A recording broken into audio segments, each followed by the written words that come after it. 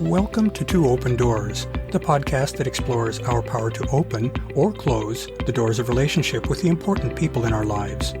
We hope you'll learn from and share your wisdom with our community. Thanks for joining us.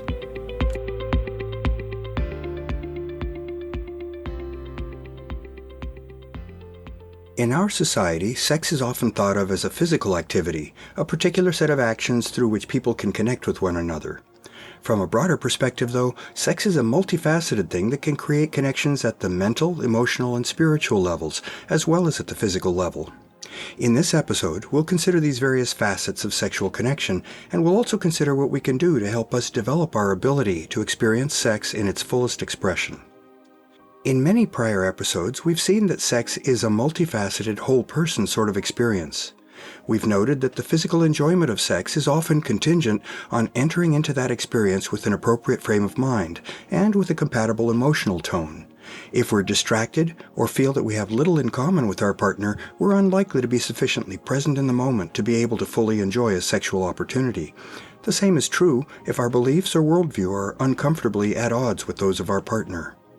Regarding our emotional state, if we're worried or fearful, or if we feel unseen or unappreciated by our partner, we'll be unlikely to be able to relax and be present for a satisfying sexual experience. If we have the capacity and desire to experience sex as a spiritual experience, but our partner doesn't, that difference can impede our ability to fully and joyfully come together with our partner. With this awareness of the multiple dimensions of sex, it's useful to consider how sex is positioned in our society. In the media, and often in our discussions with others, sex is often viewed as an activity that may become available to us if we make ourselves sufficiently desirable and attractive. Marketing storylines position sex as a sort of reward that we can earn by carefully manicuring our appearance and by dressing and acting in sexy and alluring ways. Such a perspective is all about presentation. It rarely, if ever, focuses on making ourselves a person of substance.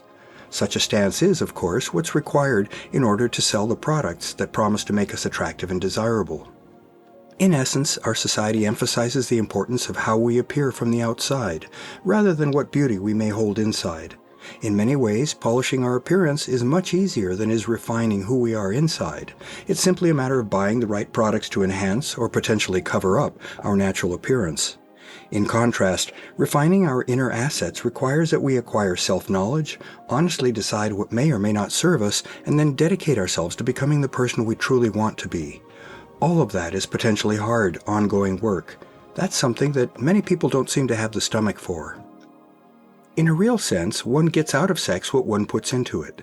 Jumping into bed with someone that one doesn't really know or care for can result in a physically pleasurable and mutually enjoyable experience, but such an in-the-moment experience isn't very likely to produce a lasting or life-altering deep connection. Conversely, building anticipation and excitement for an intimate meeting that occurs in memorable circumstances can deepen the bond between the partners, in addition to facilitating a deeply enjoyable sexual connection between them. Both sorts of experiences have their place in a satisfying sexual life. For those who would like to experience sex as fully as possible, it makes sense to think of sex as one facet of living a full life. That is, sex is something that is best appreciated in the full context of life. In that view, context consists of all the aspects of leading a full life. A variety of different kinds of satisfying human connections, a range of enriching life experiences such as opportunities for exploration, varied cultural events, coming to know oneself in depth, learning about how the natural and social worlds work, and experiencing the pleasures offered by various physical experiences. As the preceding long list suggests, sex in context is a much broader experience than is sex taken in isolation. That is, as a purely physical exploration of sexual activities. As such, sex in context can engage the full range of who we are as humans, as creatures who inhabit the worlds of body, mind, emotion, and spirit. That kind of sex provides us with a near infinite amount of terrain to explore. It lets us plumb the depths of who we are and who our partner is, and of the many ways in which we can connect with one another. For those who find the notion of enjoying sex in context appealing, a question arises as to what one can do to prepare for such an experience. A number of possibilities come readily to mind. First, pursuing self-knowledge.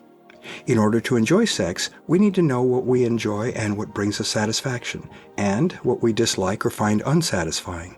Coming to this self-knowledge requires that we educate ourselves and that we do sufficient experimentation to taste a variety of experiences.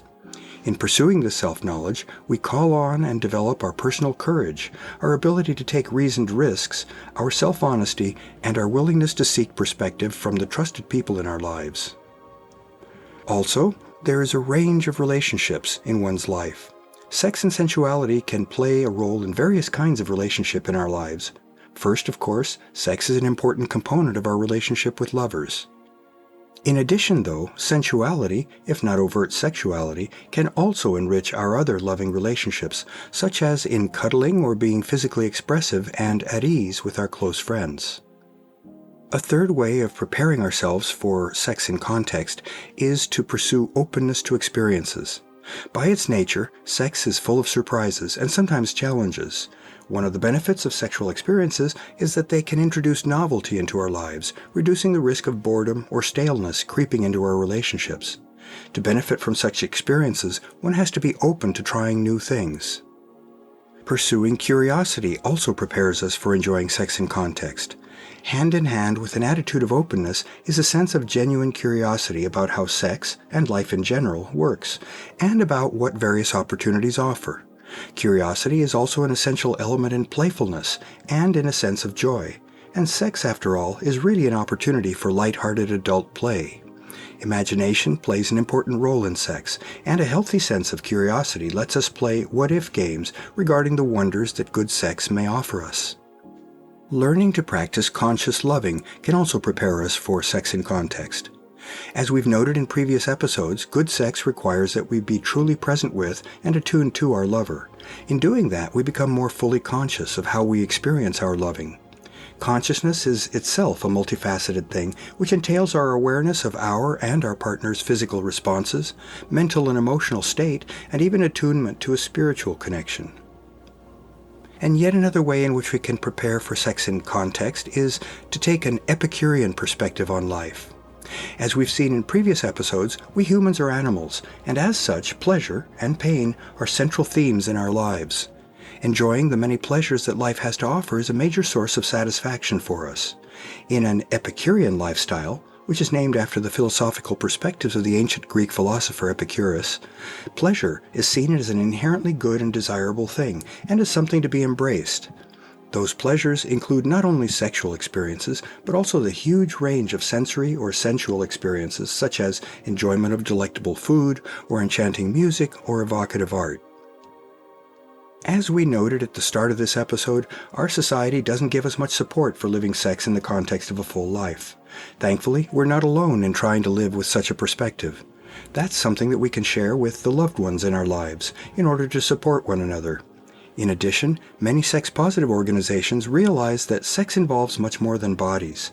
Broad-minded sex-positive organizations can offer us helpful education about the many facets of sex, as well as educational and experiential events, such as those involving Tantra or BDSM. Those can let us experience sex in its full context. To learn more about Two Open Doors and to engage with our community, I'd like to invite you to visit the Two Open Doors private Facebook group for posts and discussion, and the Two Open Doors meetup group for events.